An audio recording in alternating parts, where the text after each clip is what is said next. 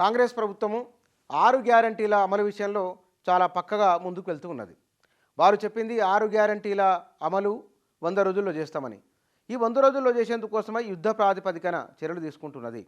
ఇంటింటికి అది తిరిగి వెళ్ళి సమాచారం సేకరించే ప్రయత్నం కూడా చేస్తున్నది. మొత్తము ప్రజాపాలన కింద వచ్చిన దరఖాస్తులు అభయస్థానికి 1,05,00,000, 20 లక్షల దరఖాస్తులు భూములు, ఉద్యోగాలు, ఇతరేతర అంశాలకు సంబంధించి వచ్చినాయి. ఈ అభయస్థానికి సంబంధించిన వాటిని ఈ మొత్తము సమాచారాన్నంతా 30,000 మంది డాటాను ఎంట్రీ చేస్తున్నారు కంప్యూటర్లోకి. ఆ తర్వాత అధికార యంత్రాంగము క్షేత్రస్థాయిలో ప్రతి గ్రామంలో ప్రతి ఇంటికి వెళ్ళి వారు సమర్పించిన దరఖాస్తుకు ఆ ఉన్న యథార్థమైన స్థితికి ఏమిటి అని పోలిక చేసుకొని అర్హులను ఎంపిక చేసి పథకాలు అమలు చేయబోతున్నారు. దీనికి సంబంధించింది మంత్రివర్గ ఉపసంఘాన్ని కూడా రాష్ట్ర ప్రభుత్వం ఏర్పాటు చేసింది. దీనికి బట్టి విక్రమార్క, శ్రీధర్ బాబు, పొంగులేటి చైర్మన్గా బట్టి, సభ్యులుగా శ్రీధర్ బాబు, పొంగులేటి దీంట్లో సభ్యులుగా ఉన్నారు. ఇది ఇక్కడ పారదర్శకత ఉందని చెప్పడానికి, ఈ పథకాల అమలులో గందరగోళం లేదని చూపించడానికి కాంగ్రెస్ ప్రభుత్వం చేస్తున్న ఒకనొక ప్రయత్నం. వారు ముందుగానే చెప్పినట్లుగా ఇక్కడ వారి ముందు చాలా అడల్ట్స్ ఉన్నాయి. లోక్సభ ఎన్నికల కోడ్ వస్తే కనుక పథకాల అమలు విషయంలో ఆటంకం ఉంటుంది. విపక్షాల నుంచి ఒక ప్రశ్న రావచ్చు, ప్రజల నుంచి ఆ మేరకైనా సరే ఒక ప్రశ్న రావచ్చు.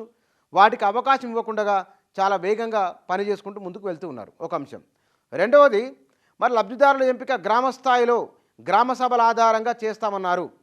ఇక్కడ వారు అధికారులకు మూకుమ్మడిగా దరఖాస్తులు ఇవ్వ అంశం ఒకటైతే కనుక, రెండవది కొత్తగా వచ్చిన దరఖాస్తులు, పాత దరఖాస్తులు ఇవన్నీ గుర్తించే ప్రక్రియ కూడా ఉన్నది. అందుకోసమని వారు ఇంటింటికి వెళ్తామని చెప్తున్నారు.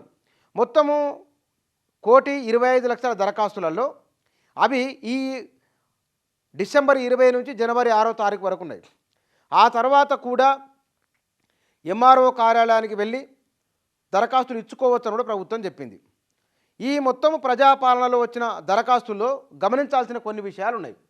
ఈ విషయాలలో అంటే మునుపటికి ఇప్పటికీ ఏ విషయంలో ఎంత తేడా వచ్చింది, ఎందుకోసం వారు ఇంటింటి సర్వే మరోసారి చేస్తున్న దానికి ఒక 2-3 లెక్కలు ఉన్నాయి. ఆ లెక్కలను చూస్తే కనుక మనకు చాలా స్పష్టంగా అర్థమవుతుంది. ఇది మొత్తము వచ్చిన దరఖాస్తులలో పింఛన్లకు సంబంధించిన ఎక్కువ ఉన్నాయి. గత ప్రభుత్వము అంతకుముందేమో 65 సంవత్సరాలు దాటిన వారికి పెన్షన్లు ఉండేవి. బీఆర్ఎస్ ప్రభుత్వము 2019వ సంవత్సరంలో 57 సంవత్సరాలకు కుదించింది. 2019-20లో 57 సంవత్సరాలు కుదించే వరకల్లా కొన్ని లక్షల మంది ఈ పెన్షన్ పరిధిలోకి వచ్చినట్లయింది. ఆ లెక్క కూడా దీంట్లో కనబడుతున్నది. ఇందులో ఏమిటంటే రాష్ట్రంలో ఈ ప్రజాపాలన కింద పింఛన్ల కోసం కొత్తగా వచ్చిన 8 లక్షల దరఖాస్తులు, ఇప్పటికే అమల్లో ఉన్నాయి 44 లక్షల దరఖాస్తులు, మొత్తం కలిపి అయినాయి 52 లక్షల దరఖాస్తులు సంఖ్య ఇప్పుడు పెన్షన్దారుల కోసం వచ్చిండ్రు. ఇందులో ఇంతకుముందు ప్రభుత్వం భార్యాభర్తలు ఉంటే కనుక భార్యకో భర్తకో ఇద్దరు ఎవరికి ఒకరికి మాత్రమే ఇచ్చింది. కాంగ్రెస్ ప్రభుత్వం మరి ఈ విషయంలో భార్యకు భర్తకు ఇద్దరికి ఇవ్వబోతున్నదా? ఇస్తే కనుక అప్పుడు 4,000 రూపాయలు ఇవ్వాలి. దివ్యాంగులకు ఇచ్చేవి ఇంతకు 3,000 ఉన్నది, ఈసారి 6,000 అన్నారు. ఆ లెక్కలు కూడా అన్ని లెక్కలు వచ్చినాయి. ఈ లెక్కలలో వారు చెప్పింది మొత్తము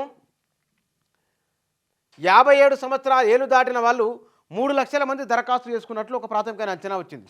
వితంతువులు 1,90,000 మంది, దివ్యాంగులు వీళ్ళు తర్వాత దివ్యాంగులు 1,20,000 మంది, ఒంటరి మహిళలు 40,000, బీడి కార్మికులు 20,000, డయాలసిస్ బాధితులు 16,000, ఇతర కేటగిరీల వారు 1,14,000 మంది దరఖాస్తులు ఇవి పెన్షన్లకు సంబంధించిన ఉన్నాయి.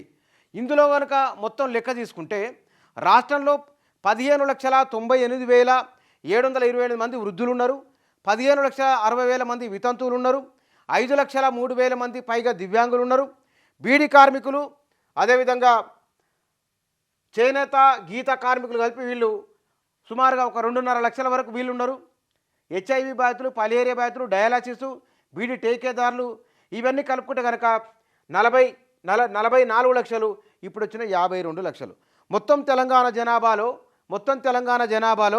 52 లక్షల మంది అంటే 3.5 కోట్ల మంది పైబడి ఉంటే 52 లక్షల మంది కేవలం పెన్షన్ల కోసమే దరఖాస్తులు ఉన్నాయి.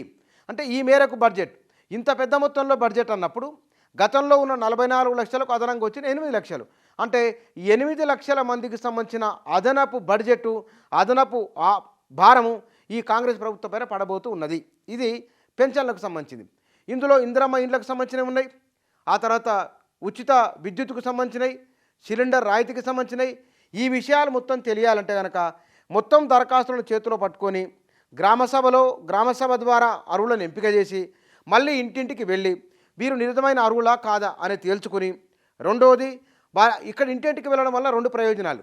ఒకటి, వారి ఇంట్లో ఎంత కరెంటు వినియోగిస్తున్నారు, ఫ్రిడ్జులు, ఏసీలు, కూలర్లు ఉన్నాయా ఏమిటి అని చూడడం. రెండవది, వారికి సంబంధించిన సిలిండర్లు రీఫిల్ ఒకసారి సిలిండర్ తీసుకుంటే నెలకు చేస్తున్నారా, 2 నెలలకా, 3 నెలలకా ఏమిటి అనేది. ఎందుకంటే మొత్తం సిలిండర్లలో సంవత్సరానికి కేవలం 3 సార్లు 44% మంది ఏడాదికి 2 లేదా 3 సార్ల కంటే ఎక్కువ రీఫిల్ చేయడం లేదనేది, 60% మంది లోపు చేసుకుంటున్నారు అనేది. మరి గ్రామీణ తెలంగాణలో అది ఈ రీఫిల్ చేసుకునే వాళ్ళ సంఖ్య తక్కువ ఉంటుంది. ఈ తక్కువ ఉన్నది ఎంతవరకు ఉంది అనేది కూడా, అంటే క్షేత్రస్థాయిలోకి వెళ్ళి వాస్తవాలను గుర్తించే అధికార యంత్రాంగాన్ని సమాయత్తం చేయబోతున్నామని పొంగులేటి శ్రీనివాసరెడ్డి, పొన్నం ప్రభాకరు,